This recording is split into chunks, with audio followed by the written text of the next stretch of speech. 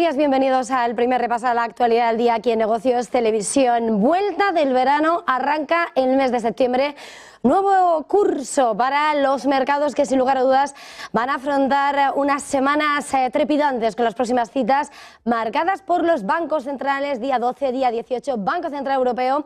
Reserva Federal y por supuesto unos mercados que ahora mismo y tras la intensidad vivida en el mes de agosto ven cómo a esta hora los futuros se mueven con el intento, con el movimiento de afrontar una sesión, un comienzo de mes sin Wall Street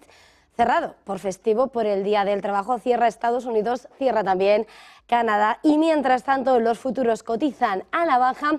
en Wall Street. Una jornada que sin lugar a dudas viene marcada por datos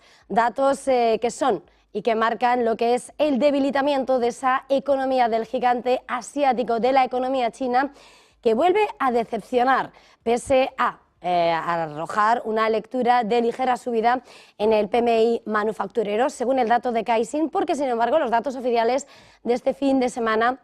constatan contracción por cuarto mes consecutivo en ese índice manufacturero. Con todo, en el compuesto la lectura es positiva por encima de 50, lo que señala la separación entre la contracción y entre el crecimiento económico, pero esa manufactura y ese sector inmobiliario sigue arrojando la necesidad, el diagnóstico de que se necesita estímulo económico por parte de las autoridades de Pekín para que la segunda economía del mundo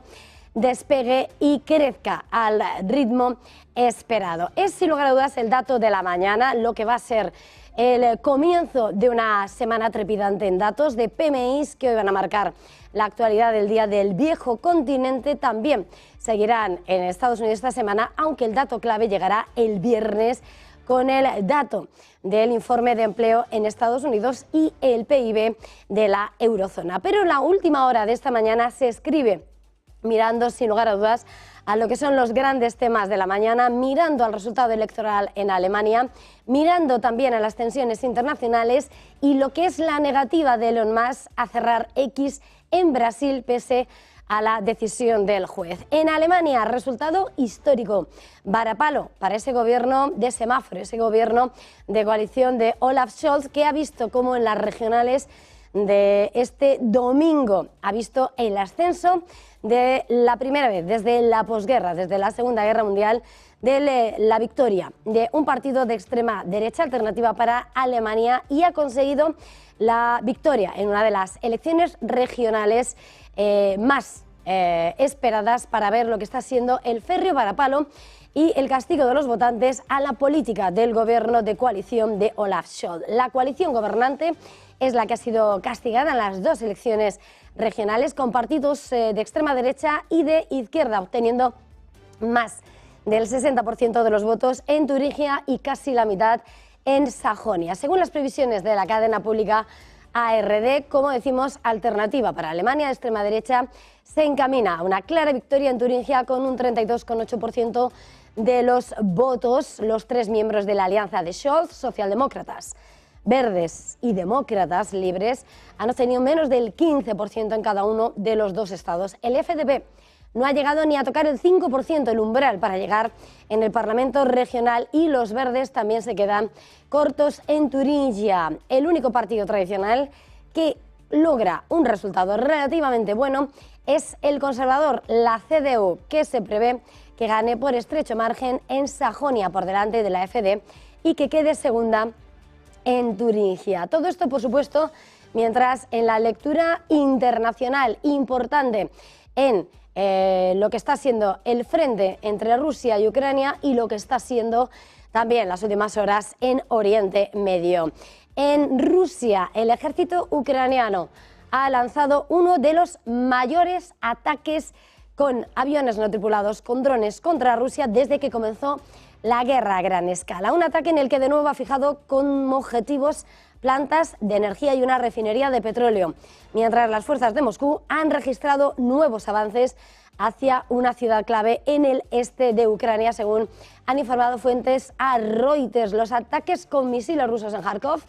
han herido a más de 40 personas, incluidos 5 niños, y el presidente ucraniano Volodymyr Zelensky renueva los llamamientos, insta a los aliados occidentales para que permitan a Kiev disparar misiles suministrados por Occidente a mayor profundidad en territorio enemigo y reducir la amenaza de ataque. Recordemos, por cierto,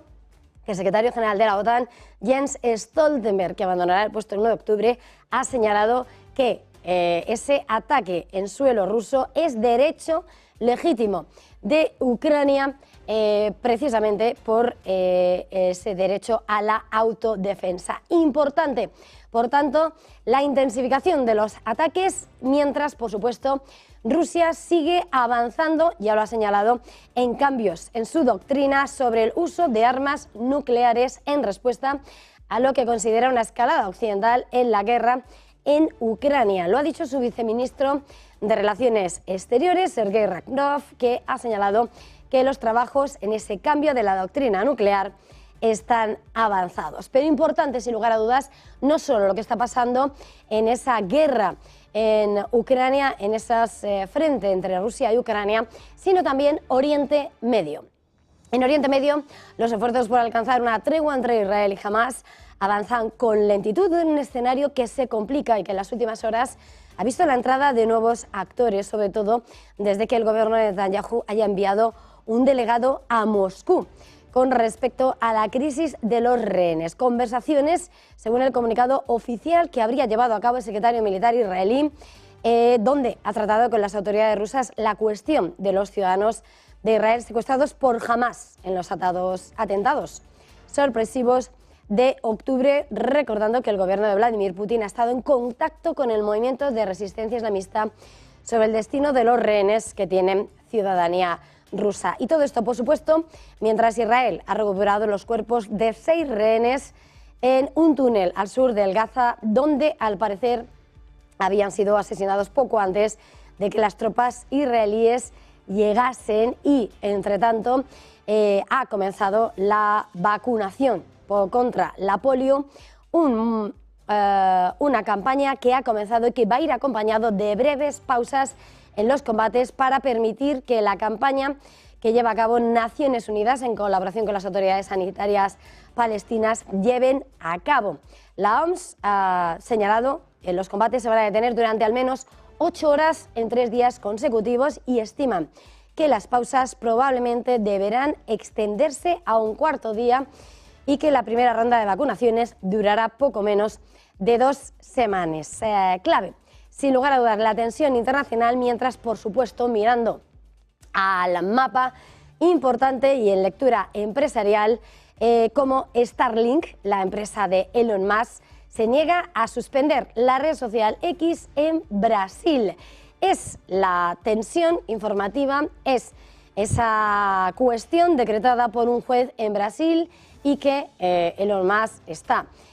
poniendo frenos en defensa de la libertad de expresión. Y en el comunicado que este domingo ha promulgado Starlink, la compañía del magnate multimillonario, dice que no va a cumplir las órdenes de suspender en Brasil el servicio de la red social X, también propiedad del sudafricano, hasta que no se levante el bloqueo de sus cuentas. La información la ha confirmado el presidente de la Agencia Nacional de Telecomunicaciones,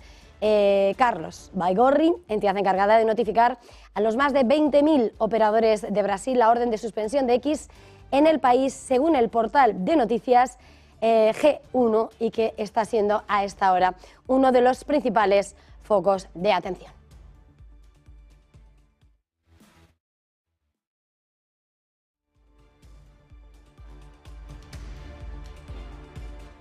Mañana, sin lugar a dudas, trepidante de este lunes 2 de septiembre, un verano que no ha dado tregua ni en lo internacional ni en los mercados, pero que ahora mismo, por supuesto, sigue muy centrado en todo lo que va a ser la actualidad del día y sobre todo lo que pase en Oriente Medio, máxima tensión, medio de esa crisis de los rehenes. Las negociaciones avanzan con lentitud e importante esas pausas de combates para avanzar en la vacunación contra la polio.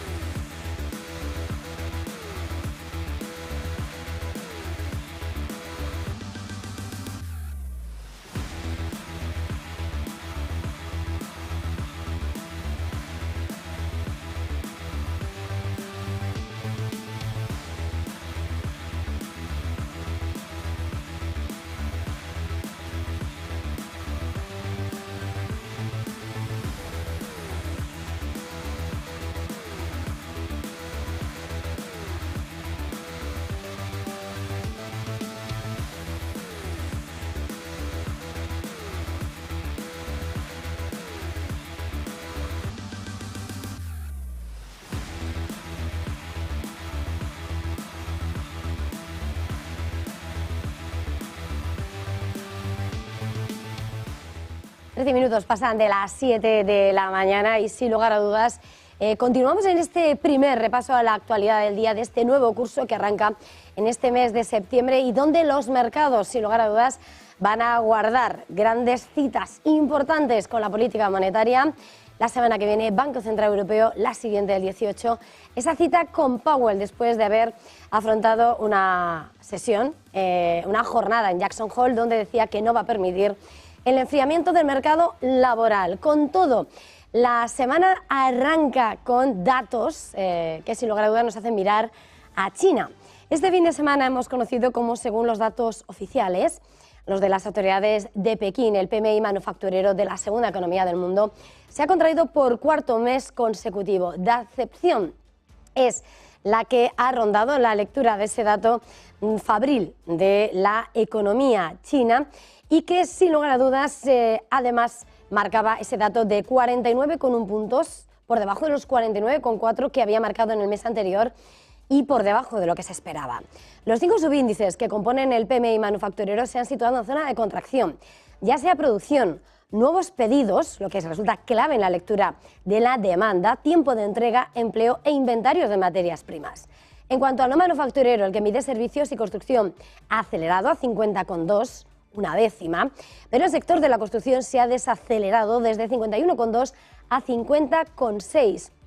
El que sostiene el crecimiento es el de servicios y con todo el dato oficial señala crecimiento en ese PMI compuesto, aunque con un descenso hasta el 50,2. Las últimas cifras, eso sí, han mostrado empeoramiento del desplome residencial después de que China Banque, una de las mayores promotoras del país, subrayara los problemas del sector con pérdidas semestrales por primera vez en más de 2 décadas y que anunciaba el viernes. Hoy la fotografía de China se completa con el dato de PMI de Caixin. Contrasta, de momento, crecimiento, 50,4 por encima de lo esperado y se recupera desde la contracción del dato previo. El coste de los materiales de producción ha caído por primera vez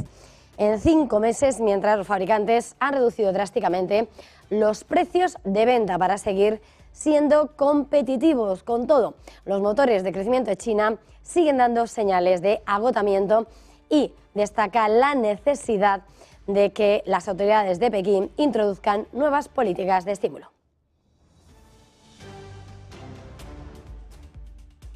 Y si arrancamos mes de septiembre, toca ver lo que ha sido el balance de un mes de agosto en los mercados, en el que el IBEX 35 ha cerrado por encima de los 11.400 puntos en un mes intenso que arrancaba con el fuerte susto que vivían en la primera semana los mercados y que ha hecho que en la fotografía general, sin embargo, la lectura haya sido muy diferente. Como decimos, ganancias superiores al 3% para el IBEX 35 y en el principal mercado del mundo más de un 2% ganaba el S&P 500, un 1% el Nasdaq y en un 1,76% el Dow Jones. Todo esto mientras de cara a la jornada de hoy, recordemos, hoy Wall Street cierra por festivo, es el día del trabajo y aún así vemos signo mixto en la cotización de los futuros, mirando al mercado americano y en un momento en el que vemos como en el mercado de las materias primas el petróleo retrocede, el West Texas a esta hora en los 73,07 dólares el barril, el crudo Brent en 76,38 dólares. Avance timidísimo para la onza de oro que se sitúa por encima de los 2.500 dólares y vemos también como en la relación euro-dólar retrocede la moneda comunitaria hasta 1,1047 unidades. Todo esto con la perspectiva puesta en las grandes citas de la política monetaria, perspectiva de moderación y de relajación en esa política, sobre todo de cara a la FED del 18 de septiembre y en un momento en el que, sin lugar a dudas, la mirada está puesta en los datos que se van a ir conociendo. Hoy, junto con el protagonismo de China, vamos a ir conociendo PMIs de manufacturas en España, Italia, Francia, Alemania y en la eurozona. Importante, como además tras haber reconocido ese deflactor del consumo, ese PCE, ese dato favorito de la Reserva Federal para medir el comportamiento de la inflación, esta semana al cierre, el viernes, al cierre de la semana, vamos a conocer el informe de empleo en Estados Unidos que va a ser clave y es uno de los datos más esperados por el mercado. Ese mismo día también conoceremos el PIB de la eurozona. Por cierto, que esta semana, entre las referencias, vamos a conocer hoy ventas minoristas en Alemania y el más avanzada de la semana, el libro beige de la eurozona y en clave empresarial, sobre todo aquí en el mercado español, los resultados de Puig. Importante también mirando al mercado y a esa cita, como estamos señalando, la cita con el informe de empleo, la lectura de cómo va a ser el mercado laboral, la evolución en el principal mercado del mundo. El viernes 6 de septiembre se conocerá esa referencia clave para los mercados que llega tras el susto registrado hace un mes y que sacudía las bolsas de todo el globo. Recordemos que la tasa de paro aumentó de forma inesperada al 4,3%, con una creación inferior a lo esperado en puestos de trabajo en comparación con lo que se esperaba, y ahora se espera que el dato mejore. Podría llegar al 4,1%, situándose de esta manera 2 décimas por debajo de la cifra actual. Datos, mercado laboral, que ayudará a la FED a evaluar el alcance de la moderación tras esa cita en Jackson Hole, en la que Powell adelantaba que habría recortes y que no permitiría un enfriamiento del mercado del trabajo. Reunión el 18 de septiembre, clave el informe de empleo, el último antes de la decisión del Banco Central en septiembre. Y con todo esto